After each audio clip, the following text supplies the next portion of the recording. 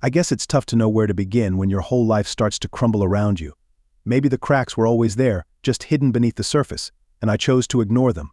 But for the sake of this rant or confession, or whatever you want to call it, let's go back to our 5th anniversary. 5 years married to Kira, and I thought I was doing everything right. Sure, I was caught up with work I manage in IT team, for crying out loud. It's not like I can just shut off my phone at 5 p.m. and pretend the rest of the world doesn't exist. Deadlines, clients breathing down my neck, and a boss who thinks I'm some machine that doesn't need sleep. So yeah, I was a bit distracted while trying to plan our anniversary, but I still put in the effort. I arranged a nice dinner, lit some candles, and even got her a piece of jewelry I knew she'd love. But when I handed her the gift, I saw that look on her face as if I'd just insulted her. She barely took a second to unwrap it before tossing it aside like it was nothing. "You don't get it, Trevor," she said, her voice dripping with that condescending tone I'd grown so used to. "It's not about the gifts. It's about you actually being here with me for once." And that's when it all started, another argument. I tried explaining, tried making her see I was doing all I could to keep things going between us, but she didn't want to hear it.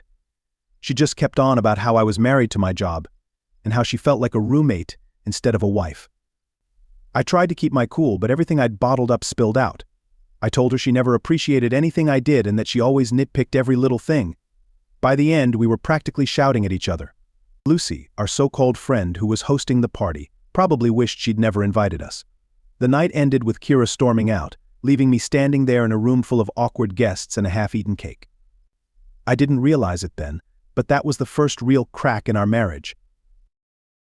A couple of weeks later, one of those last-minute business trips came up, the kind that always seems to happen when you least need them. I had no choice but to pack and leave, while Kira stayed home, probably venting to her sister Mason about what a jerk I was.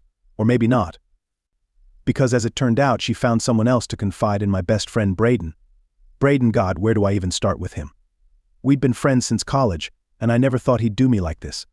But while I was busting my ass to keep our lives on track, Kira was inviting him over for friendly visits, just wine, board games, 2 pals hanging out while her husband's out of town. Except it was a lot more than just board games. I wasn't there, but Kira told me enough to fill in the blanks. She was lonely. And he was there to comfort her. Writing this out even makes my blood boil. I can practically see it, the two of them on our couch, her looking at him with those sad, doe eyes as if she's some kind of victim, and him, that smooth-talking bastard, telling her she deserves better. Then, after a couple of glasses of wine, they're making out, clothes flying, going at it right there where we used to watch movies together. And me? I was sitting in some miserable hotel room, trying to salvage a project that was falling apart, totally clueless about what was happening back home. The worst part is, I was actually worried about Kira. I kept thinking, God, I hope she's okay. I hope she's not too lonely. Well, turns out she was keeping company with my best friend. And it wasn't just a one-time fling either. No, they kept seeing each other and I was too blind to pick up on it. I remember coming back from that trip and Kira was all smiles, acting like she'd missed me. She even cooked me dinner. Little did I know, she was just relieved she'd gotten away with it. I started noticing things, though, like how she'd leave the house late at night, claiming she was meeting her sister or needed to clear her head with a drive. She'd come back with this weird look in her eyes, like she was guilty of something but trying to hide it. And Braden, that snake, would still come around, laughing with me over beers, all while sleeping with my wife behind my back. It was around that time when things at work started going downhill too. My project was delayed, my manager was on my case, and I couldn't focus. I'd catch myself wondering what Kira was up to, if she was really out with her sister, or if she was sneaking around with Braden again. I couldn't shake the feeling that something was wrong, but whenever I tried to talk to Kira about it, she'd explode.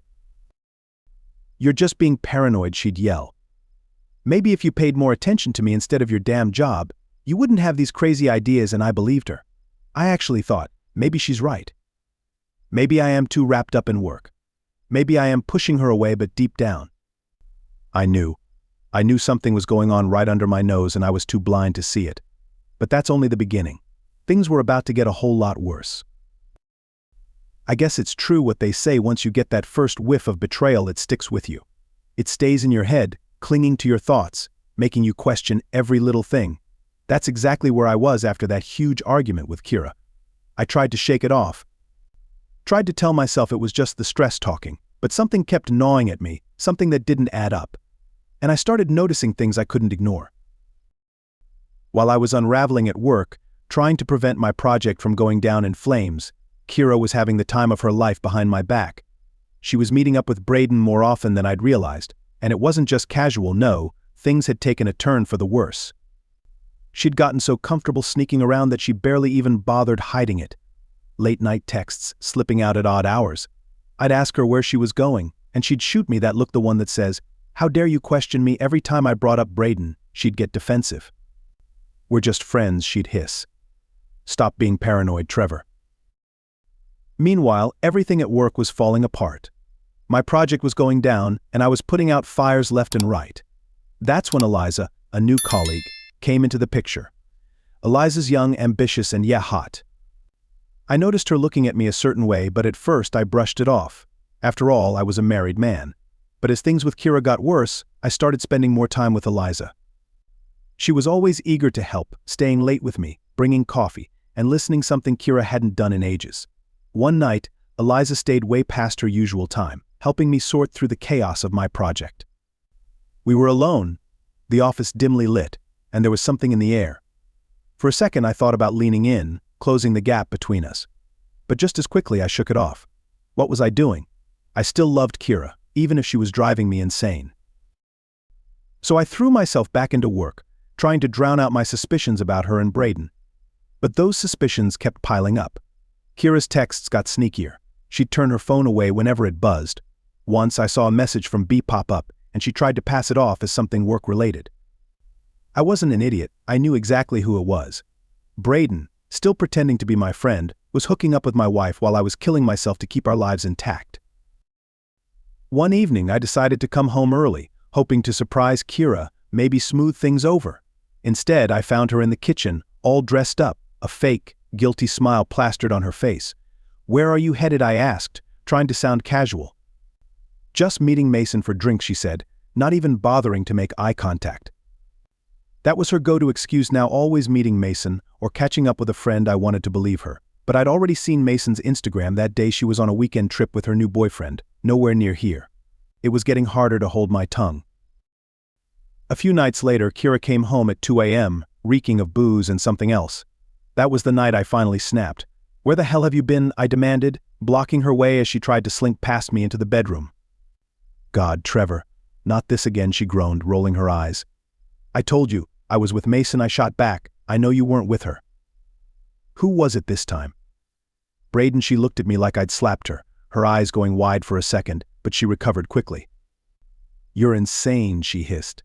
"You need to stop with these paranoid fantasies before you ruin everything." But I saw the flicker of panic in her eyes. She was lying, and we both knew it. Meanwhile, at work, Eliza was becoming more than just a colleague. She'd drop hints about how her last relationship was with a married man, how she didn't mind things getting complicated. I won't lie, I was tempted. She was right there, and she was willing. But every time I'd think about my wedding day, about the promises I'd made to Kira. Sure, I was furious with her, but did I really want to lower myself to her level? But Kira wasn't stopping. She and Braden kept seeing each other. It wasn't just about the physical stuff anymore. They were connecting on some deeper level, bonding over their mutual dissatisfaction. Later I'd find out he even cooked her dinner at his place, all romantic-like. Can you believe it? That prick, in his apartment, playing the perfect gentleman, while I was too busy to notice the knife he was driving into my back. It wasn't just about sleeping together. Kira started talking about feeling alive again, about rediscovering herself, and meanwhile she'd come home to me, cold and drained, like I was just some duty she had to put up with. I could feel her slipping away, but every time I tried to get her to open up, she'd shut me down, accusing me of being controlling, too focused on work. I confronted her one more time after seeing a message pop up on her phone while she was in the shower. It was from Braden, something about last night being amazing. My hands shook as I read it. When she came out, towel wrapped around her, looking so composed, I lost it. "What the hell is this, Kira?" I yelled, tossing her phone onto the bed. She looked at the screen, and for a split second, I saw the color drain from her face. But then, like flipping a switch, she turned it back on me. "You're insane, Trevor. Why are you snooping through my phone?" "You're obsessed." "You're damn right I'm obsessed," I shouted back. "You're screwing Braden, aren't you?" "Just admit it," but she wouldn't. She dug in, gaslighting me, twisting it around until somehow I was the bad guy for checking her phone. And the worst part, I almost believed her. While all this was happening, Braden was having his own crisis. I heard from Garrett, his loudmouthed friend, that Braden was having second thoughts. Garrett had apparently told him to just go all in with Kira, consequences be damned. Little did they know the consequences were coming, and I was going to make damn sure they paid for everything they'd done. You know that moment when everything clicks and you decide, screw it, I'm done playing the nice guy? That's exactly where I was after that last argument with Kira. I'd reached my breaking point. She'd been sneaking around with Braden, lying to my face, making me feel like I was losing my mind. Well, if she wanted to treat our marriage like it was over, then fine. I was going to make sure she faced the full consequences of her actions. It all began with Julia, my neighbor. We'd known each other for a couple of years, but I'd never really given her much thought until lately. I'd been hitting the gym more, trying to clear my mind, and that's where I ran into her. Julia was fit, confident, and always wore this relaxed smile that made everything feel a little better, even when my world was crashing down. One night, after yet another screaming match with Kira, I decided to go to the gym late to blow off some steam. That's when I bumped into Julia again, and we started talking. For the first time in ages, someone was actually listening to me. She didn't judge, didn't try to fix things, she just listened. After that, we started meeting more often. We'd grab coffee after working out, chatting about life. I could tell she was interested in me, and honestly I was interested too, but I held back. I wasn't quite ready to go down that path. Still, it was nice to have someone on my side for once, someone who didn't just see me as a workaholic, or the guy in a failing marriage. The real shift happened after yet another fight with Kira. She was out again, probably with Braden, and I was home seething. That's when Mason, her younger sister, called to check in on me. Mason had always been the fun one, the one who'd laugh and joke around, unlike Kira's constant mood swings. I don't know what got into me that night, maybe it was the whiskey, or just pent-up frustration, but I invited her over. I told myself it was innocent, just a friend who needed company. But when she walked through the door, I saw that look in her eyes, the same one Kira used to give me back when we were happy. We started talking, and one thing led to another. Before I knew it, we were making out on the couch. I didn't stop her, didn't even hesitate. Soon enough, we ended up in bed, clothes tossed everywhere, and I let out all my frustration. Mason was wild, eager, nothing like her sister. The sex was. Well, I can't quite put it into words, but it was exactly what I needed. It was raw, primal, like I was finally releasing everything I'd been holding in. And yeah, there was a twisted satisfaction in knowing it was Kira's own sister. The next morning, Mason acted like nothing had happened, slipping out of the house with a kiss on my cheek. And honestly, I didn't feel guilty. I felt free, like I had the upper hand for the first time in months. I kept my cool, though. A few nights later, I met up with Braden for drinks, acting as if everything was normal. He had no idea I'd already been with his wife's sister. He went on about Kira, how they were connecting on some deep level, and I just nodded, pretending to care while secretly planning my next move to shatter his world. Then, Savannah came into the picture. I met her at one of those social gatherings with our mutual friends, Braden's wife. She was gorgeous, way too good for a jerk like him. I noticed her looking at me a little too long, her gaze a bit too curious. I was drunk and desperate for a distraction, so when she started talking to me, I leaned into it. We slipped away from the party, found an empty room, and there was no hesitation this time. We kissed, tearing at each other's clothes. It was messy, rushed like we both needed to escape our miserable marriages. I don't remember much beyond her nails digging into my back and her breathy moans in my ear. But I screwed up. I left my phone behind by accident. The next day, Braden found it, and while trying to figure out whose phone it was, he saw a message from Mason pop up. That's when things really started to spiral. Braden didn't confront me right away. Instead, he started acting distant. Kira, meanwhile, was still in her own little world with Braden, completely unaware. But our friends started noticing. Lucy, our nosy psychotherapist friend, kept prying, asking if everything was okay. "Trevor, you seem different." Yeah, I was different. I was in the middle of a war, trying to take down my cheating wife and her sleazy lover without getting caught myself. The whole situation was starting to crumble. Kira finally sensed something was up when a message from Mason accidentally got forwarded to her instead of me. She went ballistic, storming into the living room while I was just sitting there, watching TV. "What the hell is this?" she screamed, shoving her phone in my face. I shrugged, saying, "I don't know. Why don't you ask your sister that? Shut her up for a second." But then she came back, accusing me of being the cheater, the one who was ruining our marriage. I just laughed. "Oh, please, Kira. Don't act all high and mighty. I know all about you and Braden." Her face went pale, then red, then pale again. She tried to deny it, but it was pointless. We were both tangled in this mess, too deep to get out without tearing everything apart. And here's the thing, I wasn't finished yet. If Kira thought she could walk away from this wreckage without facing the consequences, she was dead wrong. I still had one last card to play, and she'd never see it coming. Ever reach that point where you stop caring about anything, where nothing matters because everything's already in shambles? That's where I was when Kira found that message from Mason on my phone. I'd gotten sloppy, sure, but by then, I honestly didn't give a damn. One night I came home late, exhausted from the chaos work falling apart, the disaster with Kira, and my own affairs on the side. I'd forgotten to delete Mason's last message from our latest rendezvous. Something dumb like last night was wild, we should do it again sometime. Kira was waiting in the living room, her face red, hands shaking, as she shoved my phone in my face. "What the hell is this, Trevor? You've been sleeping with my sister?" I didn't even flinch. I was done acting like the guilty husband. "Yeah, well, maybe I got tired of waiting for you to come home after your late-night sessions with Braden." That's when the yelling started. She hurled accusations, calling me every name in the book, but I wasn't backing down. I threw every dirty secret back at her, watching as her face twisted with rage and shock. "You want to talk about betrayal, Kira? How about the fact that you've been sleeping with my best friend behind my back for months? Don't act innocent." Her jaw dropped, and for a second I almost felt bad. Almost. But then she came back swinging, denying everything, calling me paranoid, blaming me for why she had to look elsewhere for attention. That was the final straw.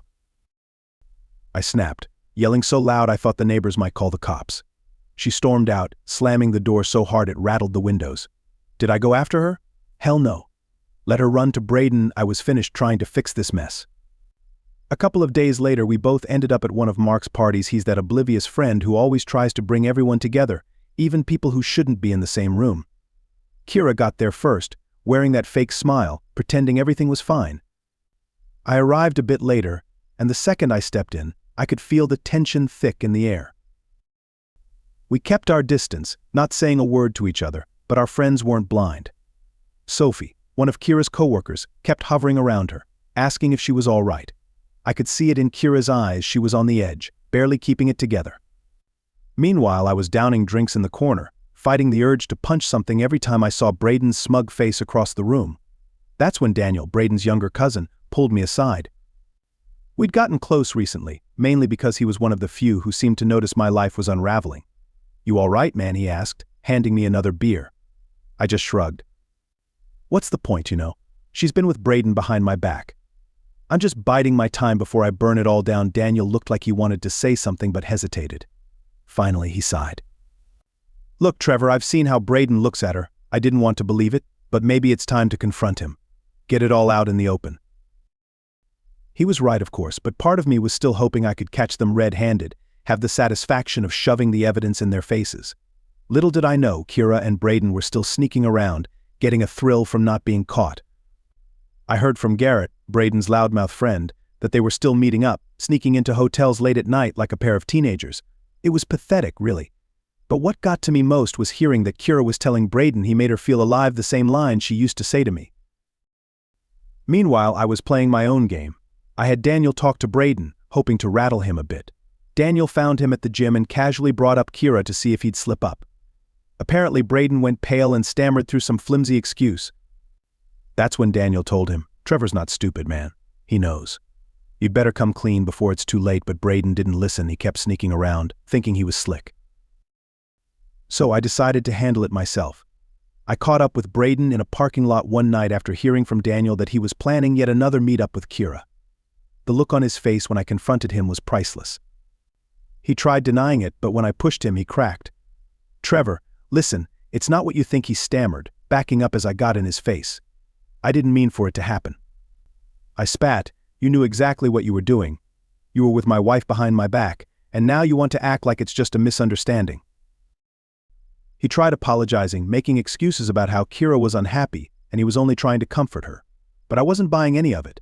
The anger that had been simmering for months finally erupted. I swung and my fist connected with his jaw. Next thing I knew, we were both on the ground, fists flying, both too far gone to stop. It wasn't until bystanders separated us that I realized my knuckles were bleeding and his face was a mess. As they pulled me away, all I could think was, this isn't over, because it wasn't. I was going to make sure they paid for what they'd done. If they thought they could ruin my life and walk away unscathed, they were dead wrong. But the worst part, even after all that, I knew this was just the beginning. The truth was out, but the fallout? That was going to be brutal.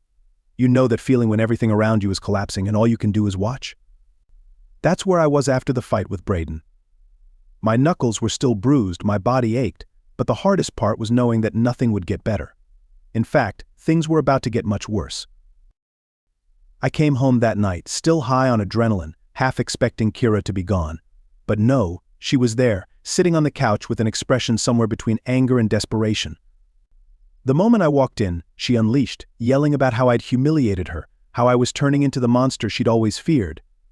"Are you serious, Kira?" I shouted, slamming the door behind me. "I'm the monster? You've been sleeping with my best friend for months, and now you want to play the victim." She threw up her hands, tears streaming down her face, but I was too angry to care. "I only did it because you pushed me away, Trevor. You were always at work, you never had time for me. I was lonely, damn it." I laughed bitterly. "So that's your excuse? You were lonely, so you just jump in bed with Braden? That's how you fix things, by sleeping with the one person I thought I could trust?" She tried to twist it around, to justify herself, but every word felt like another knife in my back. Finally, I just walked away, leaving her standing there, crying as if that could somehow fix everything. But I was done listening to her. Meanwhile, Kira was turning to her old childhood friend Rebecca for support. Later, I found out she'd met up with Rebecca at some cafe, sobbing as if she were the one wronged. Rebecca, bless her, tried to be supportive but didn't hold back either. "Kira, I understand you were unhappy," Rebecca told her, according to what I heard later. "But cheating with Trevor's best friend, do you realize the damage you've caused?" Kira, of course, tried to play the sympathy card, going on about how unfulfilled she felt, about needing something I couldn't provide. Rebecca didn't buy it. She told Kira straight up that she was being selfish and should have just divorced me if she was so miserable. But Kira wanted it all: the marriage, the affair, the thrill. It was like she couldn't let go of anything, even if it meant destroying everything in the process. As for me, I couldn't focus on anything. Work was falling apart, deadlines kept coming at me like bullets, and I was stuck in a fog. That's when Ethan, my boss, called me into his office. "Trevor, I don't know what's going on with you, but you've got to get it together," he said, looking at me like I was a lost cause. "I need you on your game, but you're distracted. Fix whatever's going on at home, or it's going to start affecting your job." That was the last thing I needed to hear. I was already drowning, and now I had the added fear of possibly losing my job on top of everything else. But no matter how hard I tried, I couldn't focus. Every time I sat down to work, all I could think about was Kira and Braden sneaking around behind my back while I was too oblivious to notice. Meanwhile, Braden was dealing with his own breakdown. After our fight, Braden started pulling away from everyone, even Kira. Consumed by guilt, he arranged to meet her one last time to end things. He told her they couldn't continue like this, it was all too much. But Kira wasn't having it. "I need you, Braden," she pleaded, likely using the same manipulation she'd once used on me. But this time it didn't work. He walked away, leaving her there, desperate and lost. Still, Kira wouldn't let it go. She reached out again, begging for one final night together, and foolishly, he agreed. They met up at some lousy hotel, thinking they were safe. I don't know exactly what went down, but Braden came out of it looking more shattered than ever. He finally told her they had to stop, they couldn't keep ruining lives for their own selfish needs. One night I came home after another miserable day at work, just wanting to collapse into bed, and there she was, Kira, standing in the living room with a half-packed suitcase. "What the hell are you doing?" I asked, my voice flat, drained of all the anger I used to feel. She turned to me, her eyes red, and for the first time I saw real hurt there. "I can't do this anymore, Trevor," she said. "I've been lying to myself. I'm not happy. You're not happy. This marriage is over." "Yeah," I replied bitterly. "It's over. You killed it the moment you slept with Braden." My words hit her hard. She flinched like I'd struck her, but I didn't care. She finally confessed to everything: the affair, the lies, the deceit.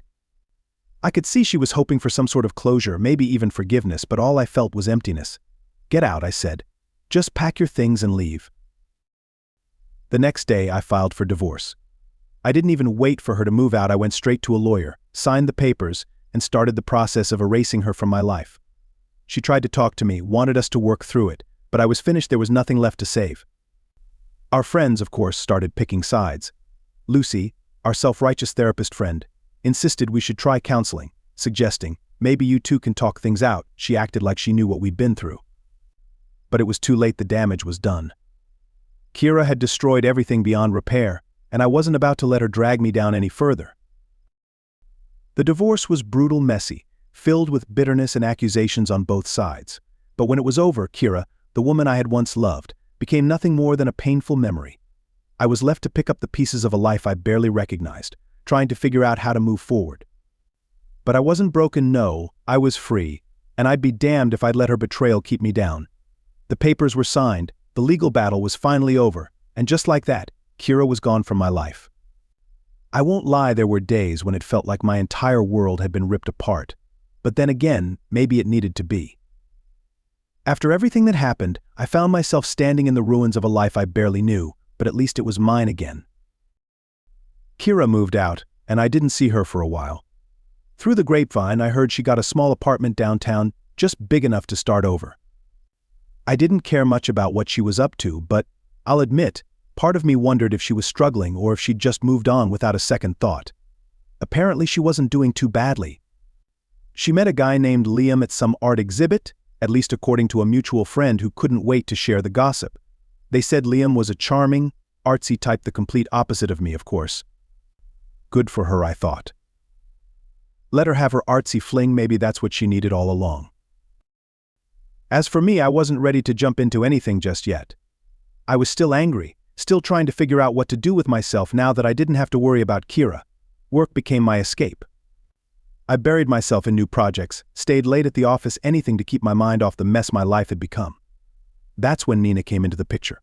She was a new hire, young, smart, full of energy, the kind of person who actually seemed to enjoy her job, which was rare in our line of work. At first, it was just casual coffee breaks, chatting about work. But she was different. She listened like she genuinely cared. One night after a particularly rough day, she found me sitting alone in the break room. "Hey, Trevor," she said with her bright smile, "you look like you could use a drink. How about we grab one after work?" I hesitated for a second, but really, what did I have to lose? We ended up at a dive bar a few blocks from the office, and for the first time in months, I found myself enjoying someone's company. Nina was easy to talk to, no drama, no hidden motives. Before I knew it, she became my go-to whenever I needed to vent or forget about my chaotic life. Meanwhile, Kira was supposedly on her own journey of self-discovery, spending more time with Liam, going to art classes, reinventing herself as some free-spirited designer. I saw it all on social media, the happy, carefree photos with captions about new beginnings and finding herself. Part of me wanted to laugh, but another part just didn't care anymore. Let her enjoy her new life. Then, out of nowhere, she ran into Braden. They bumped into each other at a cafe downtown. I wasn't there, obviously, but I heard about it through one of our mutual friends who was way too eager to keep me updated on Kira's life. Apparently, it was as awkward as hell. Kira finally confronted him, getting that last bit of closure she needed. They talked about all the damage they'd caused to me, to themselves, to their friendship. Kira told him she couldn't believe she'd let things go so far. Braden, in his usual half-hearted way, tried to apologize, but it was meaningless. The damage was done. They went their separate ways, both looking like they'd been hit by a truck. As for me, things with Nina were different. I wouldn't call it a relationship, not yet, anyway, but it was something. She was there for me in a way Kira never had been. We started spending more time together, not just at work but outside of it too. She'd come over, we'd cook dinner, watch bad movies, and for once, I felt like I could breathe again. One night, after hours of just talking, she looked at me with those big, understanding eyes and said, "You've been through a lot, Trevor, but you're not your mistakes. You deserve to be happy." I don't know why, but her words hit me hard. Maybe it was because I'd been telling myself for so long that everything was my fault, that I'd driven Kira away, that I deserved everything that happened. But with Nina, it was different. She made me feel like I could actually have a future, something better than the wreck my life had become. Meanwhile, Kira seemed to be doing just fine with Liam. They were practically inseparable, and I started hearing less and less about her from our mutual friends. Good for her, I thought. If she found someone who could make her happy, more power to her. But as for me, I was done trying to fix everyone else's life. It was time to put the focus on myself. In the end, we each moved on in our own ways. Kira and I finally sat down for one last conversation, just to clear the air. No yelling, no blaming, just two people who had once loved each other, trying to understand where things had fallen apart. "I'm sorry," she said, her eyes brimming with tears. "I never meant to hurt you. I'm sorry, too," I replied, though I wasn't sure I truly meant it. Maybe I was just tired of carrying all that anger. We shook hands, exchanged a few awkward goodbyes, and that was it. The last chapter of our chaotic story finally came to an end. Now, it's just Nina and me. We're taking things slow, no labels, no expectations, but for the first time in what feels like forever, I actually feel hopeful. I've set new goals at work, started taking on projects that interest me, and even signed up for a gym membership. Kira is out there with Liam, working to create a new life for herself, and good for her. I hope she finds whatever it is she was searching for. As for me, I'm done looking back. It's time to move forward, because sometimes the only way to begin again is to burn everything down and rebuild something new from the ashes.